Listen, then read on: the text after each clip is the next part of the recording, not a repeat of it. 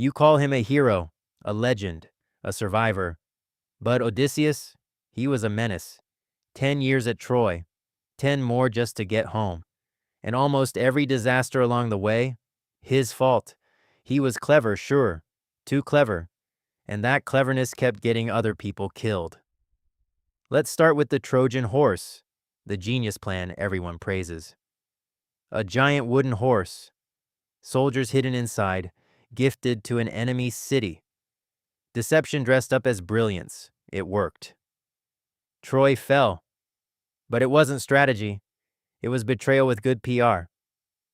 Odysseus leads his fleet home, victorious, smug, and completely unprepared for what came next. First stop, an island with a cave full of cheese and milk. Free food, right? Wrong. It belonged to a Cyclops, and Odysseus decided to wait around and meet him. The Cyclops came home, sealed the cave with a boulder, and started eating Odysseus's men, alive. Odysseus gets the monster drunk, blinds him with a sharpened stake. Smart and brutal, understandable. Then comes the part that ruins everything. He can't resist bragging. Sailing away safely, Odysseus turns around and shouts his real name to the blinded giant. Why? Ego. Pure ego. He needed the credit more than he needed to be safe. The Cyclops, it turns out, was Poseidon's son. And now Poseidon knows exactly who to hunt. One curse from a furious sea god. 10 extra years of suffering, all because of one shout. His entire crew pays for that decision. Most of them never make it home. Next stop, Aeolus, keeper of the winds, hands Odysseus a bag containing every storm on earth. One rule, don't open it. Simple. Odysseus keeps the secret from his own crew. His men, exhausted and suspicious, open the bag while he sleeps, thinking it's treasure. Every wind on earth bursts out at once, blasting them back out to sea. Was it their mistake? Yes. But whose leadership let a starving, exhausted crew reach that point? They were so close to home. Odysseus's silence and poor judgment threw it all away. Next, the island of Circe, a powerful witch who turns his men into pigs. Odysseus storms in to save them, but ends up staying in her bed for a full year. While his men wait, transformed and terrified, he's living comfortably with the witch. Eventually his crew has to remind him, Odysseus, we would like to go home now. He agrees, almost reluctantly, as if going home were an inconvenience to his little vacation. Circe tells him what's next, a trip to the underworld to speak with the dead. He needs directions home, and he's willing to walk through the land of ghosts to get them. In the underworld, he meets the spirit of Achilles, who tells him something brutal and honest. Achilles says he'd rather be a poor living servant than a king ruling over the dead. Odysseus doesn't really listen. He takes the directions and keeps chasing his own glory.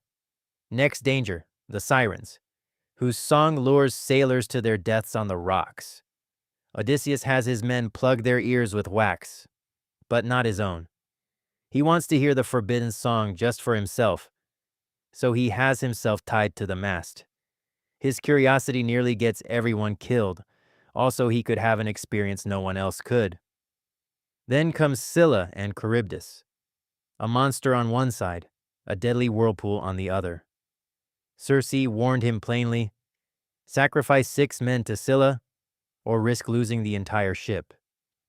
Odysseus makes the calculation and decides which 6 of his men will die. But he doesn't tell them. He lets them row straight toward the monster, unaware.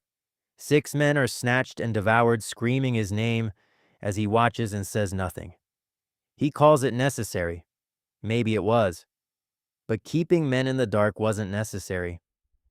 Next, they land on the island of the sun god's sacred cattle. Another clear warning, don't touch them. Odysseus tells his starving crew not to eat the cattle, then falls asleep at the worst time. Starving and desperate, his men finally break and slaughter the cattle to survive. The sun god demands justice. Zeus answers with a storm that destroys the entire ship. Every single one of his remaining men drowns. Everyone.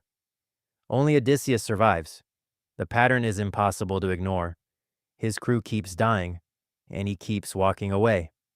Washed up alone, he's taken in by the nymph Calypso, who wants him as a companion. He stays on her island for 7 years, mourning his men, but also comfortable and cared for. Only when the gods intervene does he finally continue his long journey home.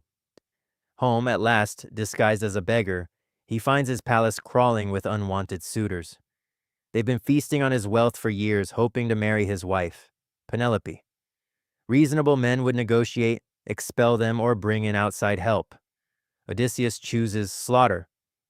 With his son's help, he traps every suitor inside the hall and kills them one by one. Then he goes further, executing the servant women accused of siding with the suitors. No trial, no mercy.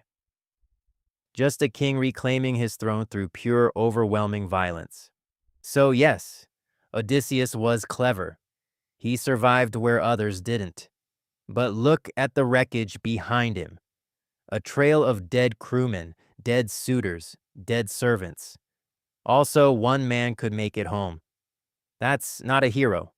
That's a menace.